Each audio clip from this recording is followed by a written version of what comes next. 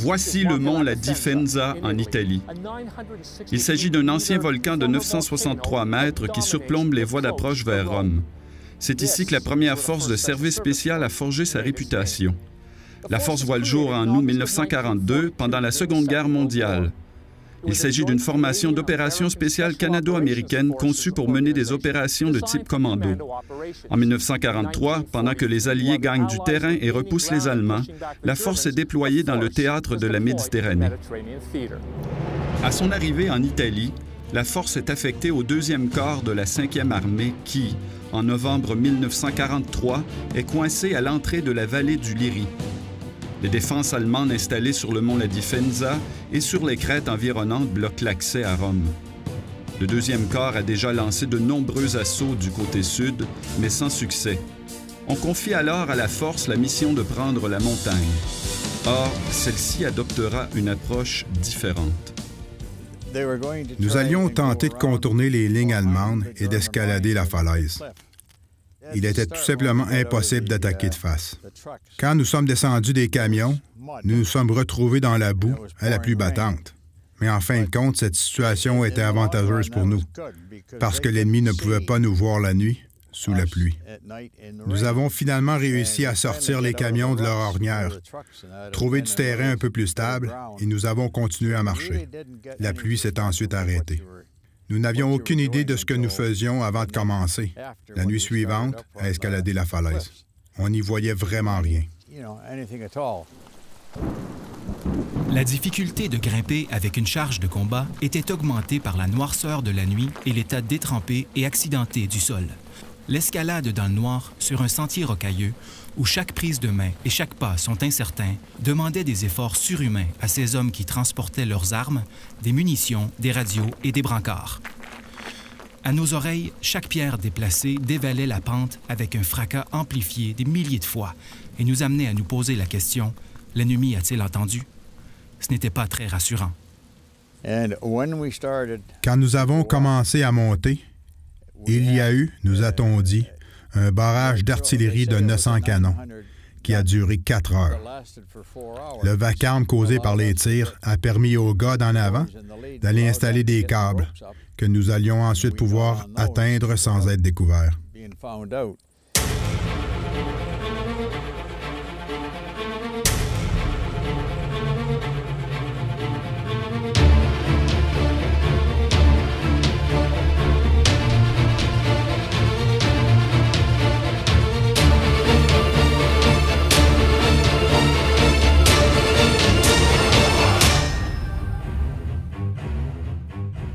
Nous venons de recréer l'escalade de la Difenza et nous sommes véritablement remplis d'admiration à l'égard de ce que les anciens combattants ont réalisé ce jour-là.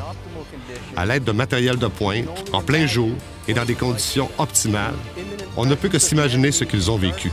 La présence imminente de l'ennemi, la noirceur, la crainte de l'inconnu, nous leur devons toute notre admiration et nous espérons leur faire honneur.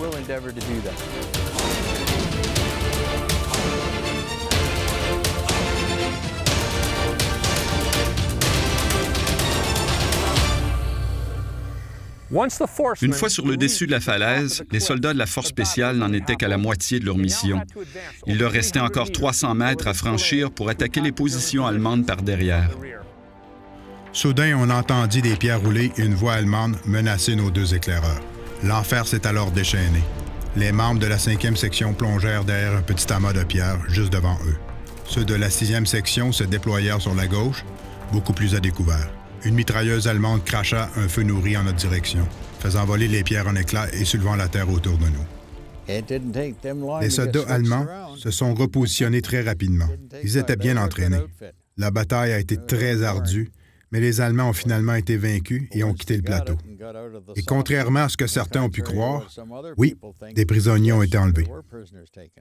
Après coup, on se dit, « Mon Dieu, si je n'avais pas été bien entraîné, que se serait-il passé? » C'est ça la vraie question. Parce que sans entraînement adéquat, on est perdu. C'est là l'essence même des forces spéciales. Elles sont spéciales parce qu'elles sont bien entraînées.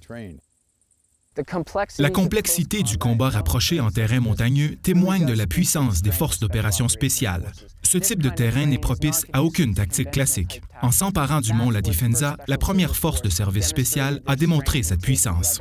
Les leçons apprises sur cette montagne sont importantes même aujourd'hui, ayant été largement utilisées par le Régiment d'opérations spéciales du Canada dans le cadre de l'entraînement en montagne préalable au déploiement en Afghanistan. L'esprit de guerrier, de même que l'endurance physique et mentale dont ont fait preuve les hommes de la première force de service spéciale à La Difensa, constitue le fondement de l'éthos du Régiment d'opérations spéciales du Canada.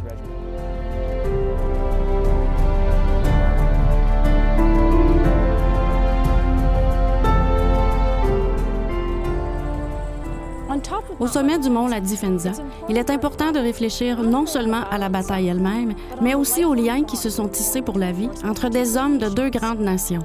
Qu'ils fassent partie ou non de la bataille, le courage et la ténacité démontrés sur ce sommet ont permis de créer des amitiés qui allaient durer toute la vie, abattre des frontières et transcender des générations. En réalité, les moments vécus sur ce sommet et les amitiés qui s'y sont créées ont davantage contribué à perpétuer la légende de la force que la bataille elle-même. Après la bataille, le supérieur immédiat du colonel Frederick a déclaré « Je suis pleinement conscient de la ténacité de l'ennemi, des problèmes de temps et de terrain dans la conquête du mont La Difensa et de la colline 907, ainsi que de la bravoure, du courage et de l'ingéniosité dont a fait preuve votre commandement en surmontant ces difficultés. » La force s'empare du sommet le 3 décembre 1943.